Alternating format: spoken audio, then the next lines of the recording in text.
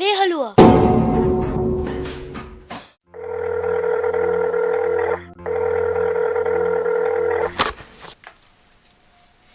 Hello, হ্যাঁ কে বলছেন? হ্যাঁ হ্যাঁ হ্যাঁ হ্যাঁ, না না আমি ওর দাদু। না, আমার ছেলে বৌমা বাইরে আছে। না, কবে ফিরবে ঠিক নেই। কি কি ব্যাপার বলুন তো?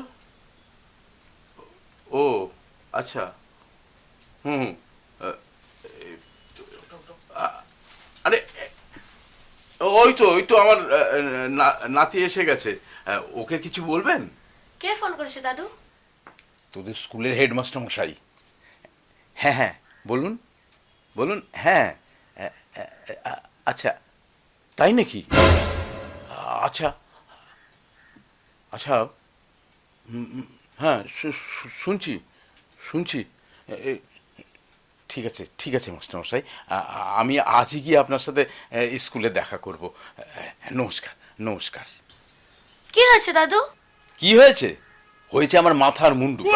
তুই তো দেখছি আমাদের একবারে বংশের নাম ডুবিয়ে ছাড়বি। আরে কি হয়েছে বলবে তো? ফোনে তো আর সব কথা হয়নি।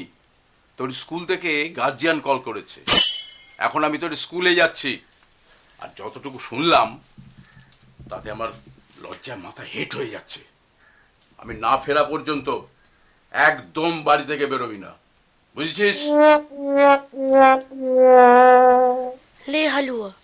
কেসটা তো জন্ডিস মনে হচ্ছে।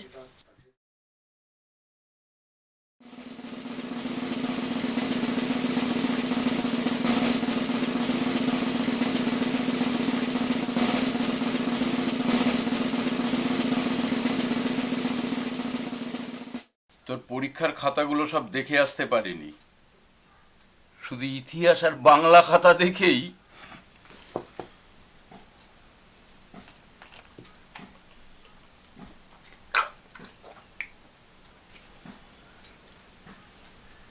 এসব কি লিখে এসেছিস পরীক্ষার খাতায়? কেন? আমি কি কিছু ভুল লিখেছি? ভুল? না না, ভুল লিখিসনি, ফুল ফুটিয়েছি। তোর পরীক্ষার খাতা এখন দেখতে গিয়ে সবাই একেবারে চোখে সর্ষে ফুল দেখে। কেন? আমি কি এমন লিখেছি যে? কি লিখেছিস তোর মনে পড়ছে না?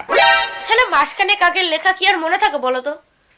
তবুও আচ্ছা আচ্ছা, তুমি কোন সাবজেক্টের কথা বলছো বলো তো? সব সব সাবজেক্ট। তুই কি জানিস তোর পরীক্ষার খাতা দেখতে গিয়ে তোদের ইংরেজি আর ইতিহাসের টিচার অসুস্থ হয়ে পড়েছে। অসুস্থ? হ্যাঁ, তোদের ইংরেজির টিচার সুস্থ হয়ে উঠলেও তোদের ইতিহাসের টিচার এখনো সুস্থ হয়ে উঠতে পারে। তাই?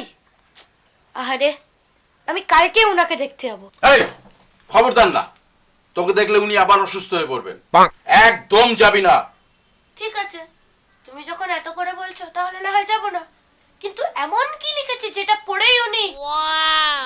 পানিপথের যুদ্ধ হয়েছিল ওই জলের পাইপ বসানো নিয়ে দুই রাজার মধ্যে ঝগড়ার জন্য।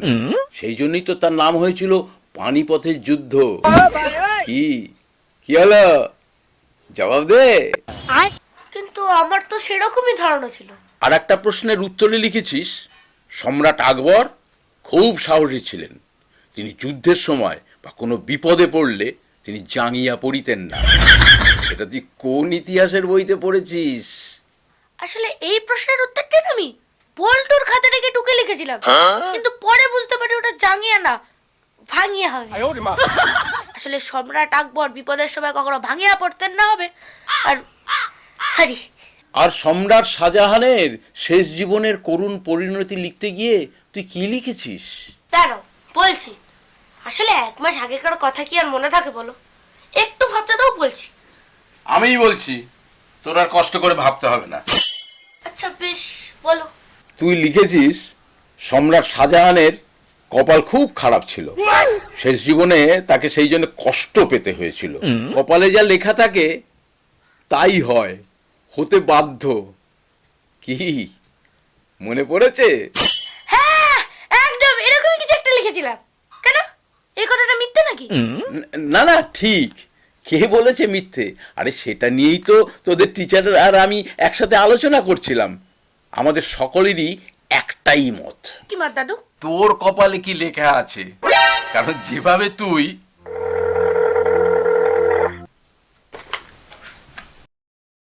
হ্যালো, হ্যাঁ হ্যাঁ হ্যাঁ হ্যাঁ হ্যাঁ হ্যাঁ, সে কি?